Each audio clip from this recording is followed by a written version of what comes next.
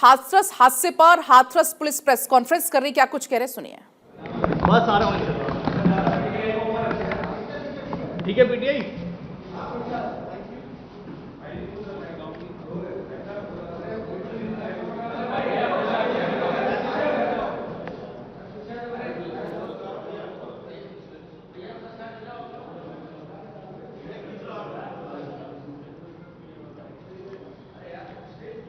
चालू करें। जी सर।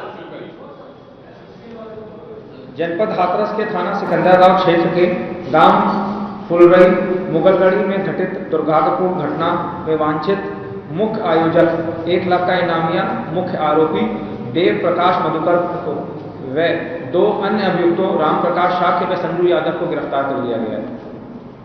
जनपद हाथरस के थाना सिकंदराबाद में गांव फुलरई मुगलगढ़ी में दिनांक 2/7/2024 को एक अत्यंत दुखद एवं दुर्भाग्यपूर्ण घटना घटित हुई थी, जिसमें भोले बाबा के सत्संग कार्यक्रम के उपरांत भगदड़ मचने के बाद 121 लोगों की मृत्यु हो गई थी। घटना के संदर्भ में दिनांक 2/7/2024 को थाना सिकंदराबाद पर मुख्य आयोजक देव प्रकाश मधुकर व अन्य व्यक्तियों के विरुद्ध भारतीय न्याय संहिता की धारा 105, 110, 126 सब क्लॉज 2, 223, 238 में अभियोग पंजीकृत किया गया था। घटना की विवेचना पुलिस उपाधीक्षक स्तर के अधिकारी को स्थानांतरित करते हुए पूर्व में 6 अभियुक्तों को गिरफ्तार किया जा चुका है।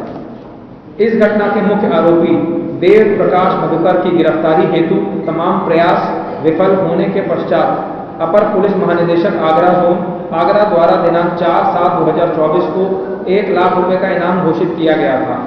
उक्त अभियुक्त देव प्रकाश मधुकर को हाथरस की जनपदीय एसओजी द्वारा कल दिनांक 5/7/2024 को देर शाम नजफगढ़ दिल्ली से गिरफ्तार कर लिया गया है तथा थाना सिकंदराबाद पुलिस द्वारा आज दिनांक 6/7/2024 को अभियुक्त राम प्रकाश शाक्य को कैलाश कैलोरा चौराहा से तथा अभियुक्त संजू यादव को गोपालपुर कचौरी सिकंदराबाद से गिरफ्तार कर लिया गया है। प्रारंभिक पूछताछ पर अभियुक्त देव प्रकाश मधुकर द्वारा अवगत कराया गया है कि वह जनपद एटा में वर्ष 2010 से मनरेगा में जूनियर इंजीनियर के पद पे संविदा पर कार्यरत है। वह इस संगठन से वर्षों से जुड़ा हुआ है और इस संगठन के कार्यक्रम आयोजित कराना तथा संगठन के लिए फंड इकट्ठा करने का काम करता है। वह दिनांक 2/7/2024 को ग्राम फुलरई में आयोजित सत्संग के कार्यक्रम का मुख्य आयोजक था तथा इस कार्यक्रम की अनुमति इन्होंने ही ली थी। इस प्रकार अभियुक्त देव प्रकाश मधुकर को इस घटना के बारे में 2 भूमिकाएं इनकी सामने आ रही हैं। पहली भूमिका मुख्य आयोजक के रूप में और दूसरी भूमिका फंड रेजर के रूप में। उक्त भूमिका उक्त अभियुक्त तथा इसके निर्देशन में कार्य कर रहे सेवादार एवं समिति के बंदी की सत्संग के पांडाल के आसपास बैरिकेडिंग, प्रवेश द्वार, निकास द्वार, बैठने की व्यवस्था, पार्किंग में अन्य सुविधाओं की संपूर्ण जिम्मेदारी थी। अभियुक्त देव प्रकाश एवं अन्य सेवादारों द्वारा पुलिस प्रशासन को कार्यक्रम स्थल के अंदर किसी भी तरीके के हस्तक्षेप से रोका जाता था। उक्त कार्यक्रम स्थल पर इनके सेवादार तरह तरह की वेशभूषा में कमांडोज की ड्रेस में सारी व्यवस्थाएं देखते थे। कार्यक्रम स्थल पर किसी भी व्यक्ति की वीडियोग्राफी अथवा फोटोग्राफी करने से रोका जाता था। इस प्रकार उक्त व्यवस्था को सही तरीके से नहीं किया गया एवं प्रशासन द्वारा निर्गत अनुमति पत्र में वर्णित अनेक शर्तों का उल्लंघन करते हुए यातायात व्यवस्था इत्यादि को प्रभावित किया गया। पूछताछ से यह भी स्पष्ट हुआ है कि इनके द्वारा भीड़ को संभालने का कोई प्रयास नहीं किया गया तथा सभी मौके से फरार हो गए।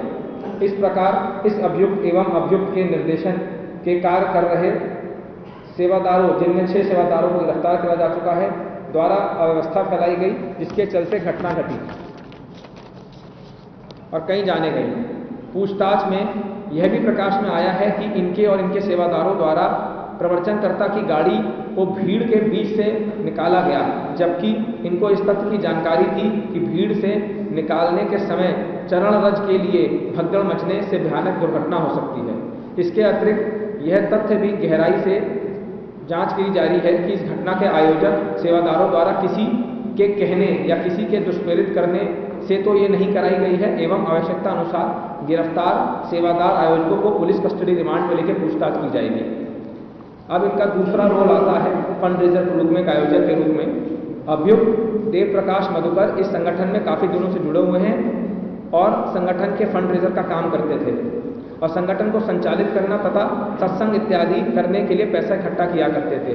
पूछताछ से यह भी पता चला है कि विगत कुछ समय पूर्व कुछ राजनीतिक दलों द्वारा इनको संपर्क किया गया था। फंड इकट्ठा करने के संबंध में गहराई से जांच की जा रही है कि कहीं किसी तरीके के कार्यक्रम में इनके संसाधन कोई राजनीतिक पार्टी के द्वारा पोषित तो नहीं करे जा रहे हैं। अब तक की पूछताछ से ऐसा प्रतीत हो रहा है कि कोई राजनीतिक दल अपने राजनीतिक व निजी स्वार्थ के लिए इनसे जुड़ रहा है। अभियुक्त देव प्रकाश मधुकर से जुड़े समस्त बैंक खाते, चल अचल संपत्ति, मनी ट्रेल इत्यादि की जांच की जा रही है, जिसमें आवश्यकता अनुसार जो भी एजेंसियां हैं उनसे सहयोग लिया जाएगा। सर, इसके पास से क्या कुछ रिकवरी हुई है? पहला सवाल, राजनीतिक दल कौन से हैं जिनके संपर्क में हुए? मधुकर की गिरफ्तारी है। मधुकर की गिरफ्तारी दिल्ली से करी गई है, नजफगढ़ से करी गई है, कल देर शाम करी गई और हाथरस पुलिस ने करी है। राजनीतिक दल की जिनकी बात करें, किस किस पार्टी ने संपर्क किया? पहला। दूसरा ये कि इसके पास से रिकवरी क्या हुई है और इसके बैंक खाते वगैरह आपने चेक? अभी इनके बैंक खाते वगैरह चेक करे जा रहे हैं और इनकी मनी ट्रेल निकाली जा रही है। उसके बाद जो भी राजनीतिक दल अपने निजी या राजनीतिक कारणों से इनसे जुड़ रहा है, उनके खिलाफ कठोरतम से कठोरतम कार्रवाई की जाएगी।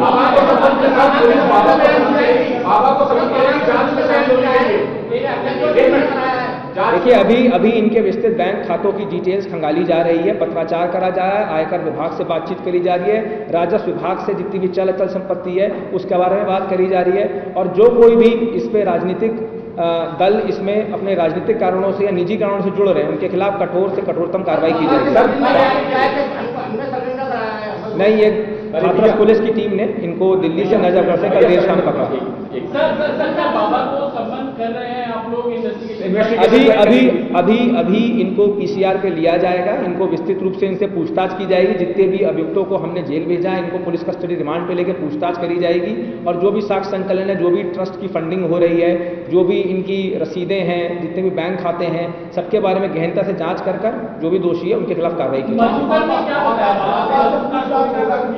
किया था सर, इनको पीसीआर पे लेके जो भी आगे ये बताएंगे उसमें आगे कार्रवाई की। सर, जब घटना हुई तो उसके बाद क्या मधुकर ने बाबा को फोन करके 11 मिनट बात की? अभी इसके बारे में इनको पीसीआर लेके तब बातचीत होगी। इनके सीडीआर का खंगाले जा रहे हैं, इनकी जो भी आईपीडीआर है, सीडीआर से उनको खंगाला जा रहा है और उसके बाद जो भी बाबा का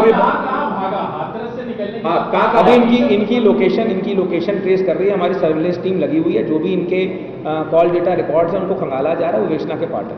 सर, एक सवाल और, वकील ये बोलते हैं कि बीमार थे, क्या कुछ मेडिकल हिस्ट्री निकल कर? सर, मेडिकल हिस्ट्री निकल के आई है सामने? अभी तक इनको गिरफ्तार करा गया है। इनको कहीं अस्पताल से गिरफ्तार नहीं करा गया, दिल्ली में इनको नजफगढ़ से रास्ते से गिरफ्तार करा गया है और हाथरस पुलिस की एसओजी टीम ने ही गिरफ्तार करा। सर, 2 मिनट दे दीजिएगा सर। तो आप सुन रहे थे हाथरस पुलिस को तमाम सवालों के यहां पर जवाब देते हुए कि जो भी दोषी हैं उन पर सख्त से सख्त कार्रवाई होगी। इसके अलावा तमाम बड़े खुलासे करे। कहा कि आरोपी जो मधुकर है वो फंड जुटाता था, आयोजकों ने नियमों का उल्लंघन किया, भीड़ को संभालने की वहां पर कोशिश नहीं की गई, सभी लोग मौके से फरार हो गए थे।